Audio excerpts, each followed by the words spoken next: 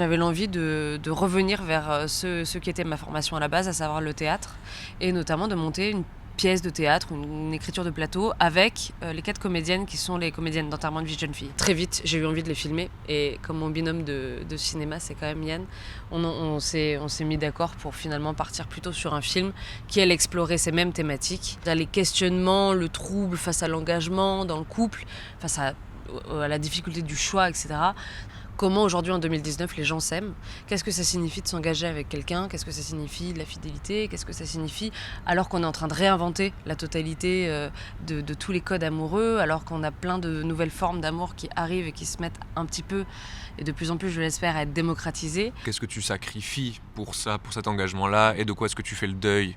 Et de quoi est-ce que l'engagement et le deuil d'eux ? C'est pour ça aussi que l'idée de l'enterrement de vie de jeune fille nous intéressait beaucoup, parce que ça représentait justement ce moment charnière où tu es à l'orée de quelque chose de nouveau, dans lequel tu te lances sans trop savoir qu'est-ce qui t'attend.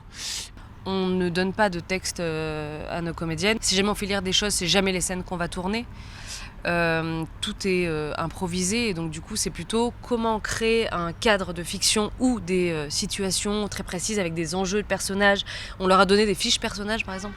Une fois qu'elles ont ce petit bagage là, qui n'est pas le même pour toutes, on se lance dans des sortes de grandes improvisations qui sont vraiment des temps réels, longs, déployés, ce qui donne une impression aussi de documentaire, parce qu'au bout d'un moment ça devient un peu le réel de ce qu'elles sont en train de vivre, comme si on donnait un peu le point A et le point d'arrivée, le point B, et qu'on leur disait par contre le chemin, nous on le connaît pas, et puis c'est vous qui allez le créer, l'inventer. Oui, à l'intérieur de ce cadre fictionnel, on tourne vraiment comme un documentaire. On fait tout pour pousser nos comédiennes à les traverser ensuite de la manière la plus réelle possible, avec tout un tas de méthodes.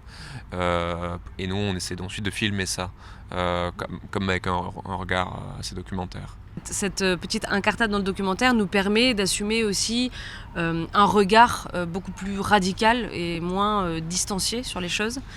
Après, il est très travaillé, et on tient très fortement à regarder les choses de près, à regarder les choses pour ce qu'elles sont, à essayer de pas gommer tout ce qui fait au fond l'humanité, des émotions, les réactions physiques, qui sont parfois des choses qui sont très petites et imperceptibles, et que dans un cadre plus large, plus mise en scène, peut-être disparaîtrait au profit d'autre chose.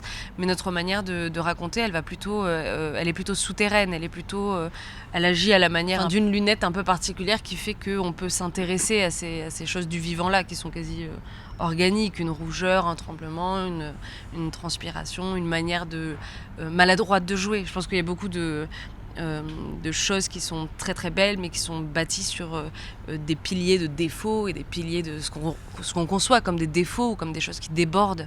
C'est notre but absolu de capter ces choses-là.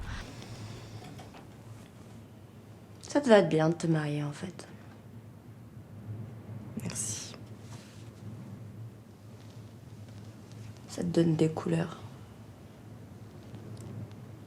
Ça, c'est le soleil de Bourgogne. On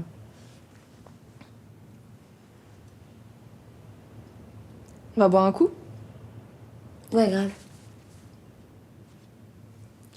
On s'intéresse de manière générale beaucoup à des personnages féminins. On s'est rendu compte presque par hasard de ça. Mais dans Enterrement de vie de jeune fille, il y a vraiment la volonté de filmer...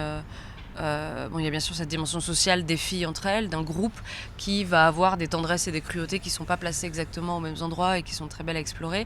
Mais il y a aussi... Moi, ce que je vois et ce qui me rend mélancolique... après, le film, il n'est pas en train de diffuser des messages, c'est pas exactement ça. Mais moi, ce que je reçois quand je revois le film, etc., c'est évidemment très féministe. Je vois une personne qui est en train de se dire... Wow, je suis en train de faire des choix dans ma vie, je suis en train d'être construite par des choses que j'assume, qui font que j'aime, qui font que j'ai une manière d'aimer, qui font que j'ai une manière de me percevoir.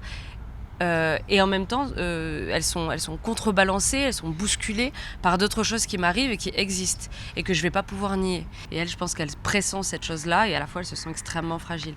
Il y a ce truc de se dire, c'est vraiment... Le mariage, c'est vraiment le plus beau jour de ta vie, le plus ci, le plus ça, et il va se passer ci, il va se passer ça. Les choses sont un peu comme écrites.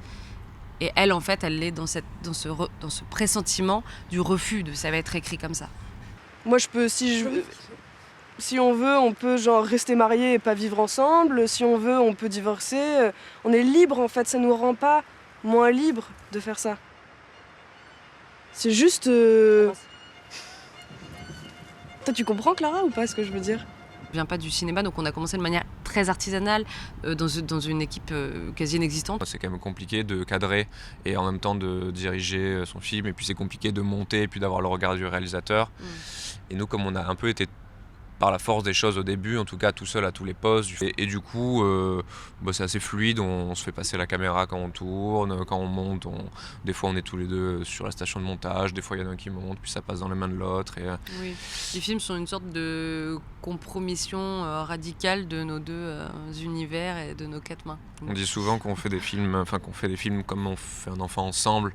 Il y a vraiment ce truc de la synthèse un peu magique où finalement tu sais qu'il y a une sorte de mélange un petit peu. Il y a un aller-retour permanent en fait qui fait que c'est très, très poreux et très organique. Mais ouais, on fait tout ensemble, on écrit ensemble, on monte ensemble, on cadre ensemble.